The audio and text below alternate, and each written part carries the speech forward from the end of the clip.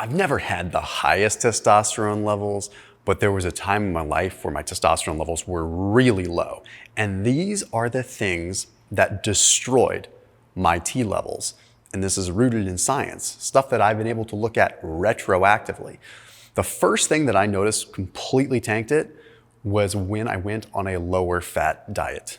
I went on a lower fat diet because it makes sense. Fats are calorically dense. And one of the first things I do when I try to reduce my body fat is I peel out some of those dietary fats. That's a common thing, and I don't think it's a bad idea if you're trying to lean out. But the bottom line is those cholesterols, those omega-3s, and even those monounsaturated fatty acids are critical for testosterone synthesis. And this becomes very evident in a study that was published in the Journal of Strength and Conditioning Research, where they took a look at subjects that consumed equal amounts of calories, but they consumed either whole eggs or egg whites. The whole egg group had significantly higher levels of testosterone. Now, what's even more interesting about this study is this was regardless of their muscle size, because we do know that sometimes muscle size can influence testosterone as well. But in this case, it was straight up the food. It didn't matter how much muscle someone carried. And I noticed a direct correlation with that, down to about 100 nanograms per deciliter difference in my normal testosterone levels than when I peel fats out of my diet. Now, the good news is in about 14 to 21 days or so, you can see that improve again. Now, the next one that I've noticed is that when my activity level is lower, particularly with things like walking and my step count, I notice a significant difference. And this isn't just something where I notice it in my libido. I literally notice it in my numbers, because I get this blood work done every, 3 to 4 months typically. And when I look at that, it's so clear as day, because I go through phases. I hardly ever walk less than 10,000 steps per day, but I tend to creep that up to even 25,000 steps per day sometimes. And that's not including if I'm running. That's just like my regular activity. Well, it turns out there's evidence to back this up, and it all made sense. So this study was published in Endocrine, and it found that when subjects were walking less than 4,000 steps per day, they had an extremely high risk of hypogonadism, where they just weren't producing testosterone. Between 4,000 and 8,000 steps, a much less risk, and over 8,000 steps, it was much, much better. In fact, over 8,000 steps, for every 1,000 step increase, there was a 7 nanogram per deciliter increase in testosterone. What is super wild is that for me, like testosterone levels were maybe like high 300s. If my step count went down to about 10,000 compared to like 20,000, I would come down to the low 300s or even high 200s, which is, a lot of people would say that's too low, but I feel decent still at that. But the point is, it was almost exactly to the amount that this study mentioned. And that's me as a healthy person with a healthy diet, with healthy sleep. It is super wild. Another one that I have noticed, and this is one that doesn't have as much literature behind it, is my fiber intake. When my fiber intake was very low, my testosterone levels would go lower too. But more importantly, my libido and my sort of symptomatic nature of low testosterone, I could feel that much more.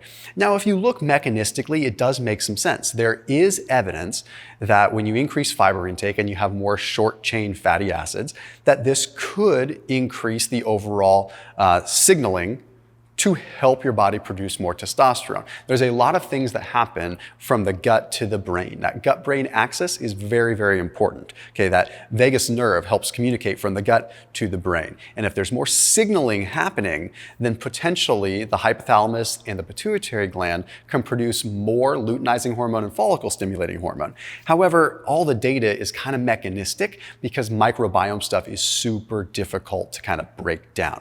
Now, in addition to this, my own anecdotal experience, when I added things like psyllium in, or I added things like flax in, they actually helped. And it's ironic because flax is supposedly estrogenic. But when you look at the literature with flax, you also find that flax ends up, the estrogen, the phytoestrogens in flax actually block the estrogen receptors so that the increases in estrogen in your body don't bind. So you're blocking those estrogen receptors with sort of a phony estrogen so that the real estrogen never gets a chance to dock and have its negative impact. So perhaps that's some of the reason, because it wasn't necessarily the fiber, maybe it was the flax. Either way, I think the microbiome is absolutely critical. I put a link down below for Thrive Market. I know this is a relevant pitch for them, but at the same time, it makes sense. Here's a 30% off discount link down below. Thrive Market is an online membership-based grocery store, and it literally is their mission to make healthier food more available for people in areas that cannot get healthier food. They really wanted to make sustainability a real thing and be able to get real good, unprocessed, and even healthier processed food options into people's hands. So that link down below is a 30% off discount link for whatever you choose. You can fill up your grocery cart using that link, 30% off plus a free $60 gift. So 30% off whether you choose some beet chips or whether you choose siete tortilla chips instead of regular corn chips, or if you want jerky snacks or this or that. And a lot of the times it's gonna be much, much cheaper than you would find at many grocery stores. So that link is down below. It's in the top line of the description underneath this video. And again, 30% off and a free $60 gift. Next one is one that creeped into my personal life, and it's kind of wild. So it's kind of like, which came first, the chicken or the egg? There was a period of time where I was just kind of stressed out and I wasn't having sex very much because I thought, you know what, like, I'm just stressed. I'm not in the mood. And then something happened where I'm like, you know what? I need to literally even put this on the calendar because it's important for my marriage. If we have to like make the time to do it, like after having kids, things like that, that's fine. We will carve it out because it's important. Well, a pretty amazing thing started happening when I sort of forced myself for a little while to make the time. Suddenly, I started craving it more. Suddenly, I started finding that my libido was much higher and it started becoming a priority in my life again, not just in my relationship, but just as a guy. I just kind of liked it more. I felt like I was younger again. Well, it turns out there's evidence to back this up too. There's a study that was published in Archives of Sexual Behavior that had men go to a sex club and they had them either watch or participate. It's kind of funny, but they found there's 11% increase just in watching, but a 72% increase in participating. And there's a lot of evidence mechanistically suggesting how these feedback loops might work, that actually like stimulating more triggers the brain to produce more and the Leydig cells to produce more. And there's also an efficiency system, kind of like, you know, it's getting kind of in the groove, but a lot of it happens psychologically. If you're feeling good and you're aroused, then your body has sort of an impetus to increase testosterone. So one of the biggest things I did that tanked my testosterone was not acting on it. So sometimes cerebrally, you have to put it forward, make it a priority, and the chicken kind of does come first in this case. Big one that tanked my testosterone is when I was going through stressful periods and I was not sleeping. What's funny is that it would be periods where I'd be training really hard and I would sleep like a rock. So I thought. It turns out that if your REM sleep is disrupted, that's the only stage of your sleep, that stage kind of 2-ish, 3, that's going to help replenish or increase your testosterone levels. I would even notice on my Oura ring that if I was getting solid deep sleep, I would feel great physically. I could go to the gym and be strong, but I was not actually like feeling good. I was not having the libido. And then I'd get my testosterone levels checked and I'd be like, what the heck? I'm in the 200s again. And then what I would do is I'd back off my training and my sleep patterns would start to kind of restore because I'm not like beating myself up. You train super hard, you might get into that deep sleep mode. But if you train overly hard, you're gonna get into that deep sleep, but skip out on the REM a lot because your sort of adrenaline's going. You've got all this like fight or flight response. So I took some time off, just like low-keyed my training a little bit. And next thing you know, my testosterone levels increased. Was it a matter of getting better sleep or was it a matter of taking time out of the gym? Well, it could have been either one. However, my Oura ring suggests that I was getting more REM sleep, which does line up with the literature as well. Another thing that I noticed that absolutely just tanked my testosterone was when I was inside a lot.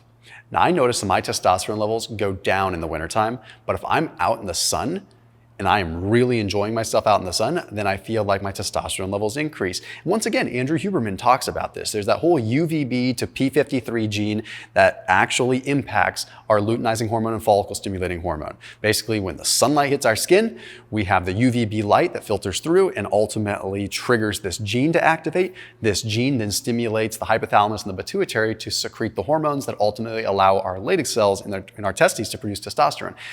Now, what I do notice is that, again, if I'm sitting down and I'm inside and I'm working a lot, I have a lot of different things kind of compounding. I'm less active because I'm sitting, I'm inside, and I'm probably stressed about all the wrong things. So I've got like a triple whammy, and then I'm probably not sleeping well because sunlight tends to kind of trigger for me to sleep really well. So nothing tanked it faster than spending a lot of time sitting down indoors stressed out. Another thing that I noticed that really tanked it, or should I say increased it actually, is when I started doing more CrossFit style workouts. Now hear me out on this. I'm not saying CrossFit's gonna increase your testosterone, but what I noticed was that when I was doing traditional bodybuilding style split training, what would happen is I would do like upper body, I'd do like maybe shoulders and arms, or I'd do back and I'd do chest, and then one day a week I'd hit legs.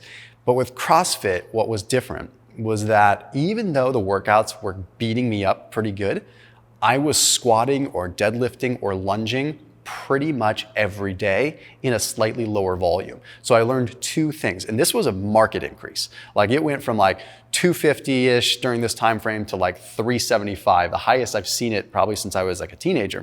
Again, testosterone levels have never been astronomically high, but we know from literature that it's not about your absolute levels, it's about what actually is in the binding and actually hitting that versus just your serum at the time. I digress. Point is that by hitting legs consistently, I was having an increase in my testosterone. And Canadian Journal of Applied Physiology is very clear with a study where basically if you're training legs, there was like a 40 to 55% increase in testosterone for about an hour to 2 hours after the workout. You do this every day, that's gonna drive up your average. That's going to increase this, and it's probably going to increase a feedback loop to help it more.